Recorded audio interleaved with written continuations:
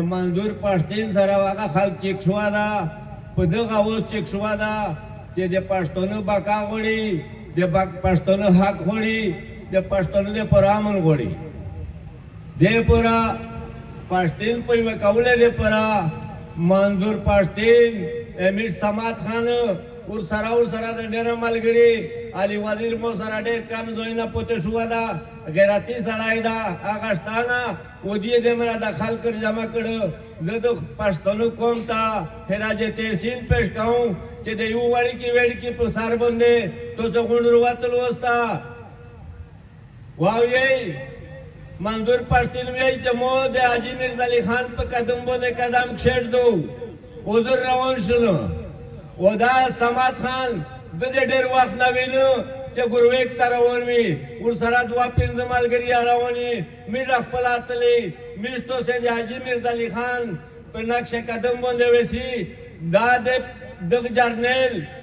دا چې د مشکیم ریاست ته دا خو غلام ده دغه هغه انګريز چادو دوی حاجی میرزا علي خان د میر خړې پښتنې د میشتو سه پلراوي نکاوي دوی نه په کمزوري ځون باندې دنګاوله دا انګريز سره د پښتون ریکارډ پرتا چې پښتين نشه ختموي زورای مې وي داله به ور باندې کوي نن به کورا به تعلیمه راته پاتې خپل اولاد دا نن به کورا به تعلیمه راته پاتې خپل اولاد دا او پښتين غریب برباد دا او پښتين غریب برباد دا د دېغه مجړېګم او د دېغه مجړېګم د مو عزت منه نن د میشتو جنگ د دغه ریاست سره نه دا خو اجرتی ریاست تا میش جنگ له انګريز سره دا انګريز هغه د پدړ شوړلا دا چې دې د ملک نه دغه باندې نه د پښتون چکنای زه تو سره دا خوښ کو تو سره زه دا سوال نه تا کوم چې میشتو سره تبلیغ ملګری غونډه کیسه کېر تر سای چې دا میشتو پښتنې سره چللا میشتو پښتنې د ختموله چللا انګريز لګیا دا د پښتون نوم ختم کړي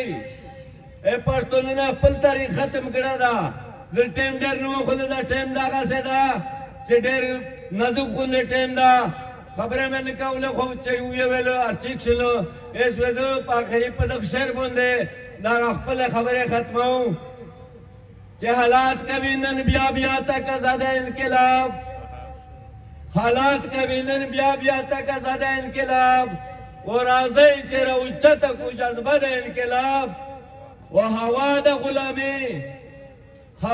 غلامي لکه چې غرته هم راځي د شپین د خلې ناورم ز ټپه د انقلاب و شعور د نوې نسل بیدار شوی دی آشنا شعور د نوې نسل بیدار شوی دی آشنا د هر مشوم ناورم ترانه د انقلاب ډېره مننه ډېره شکریہ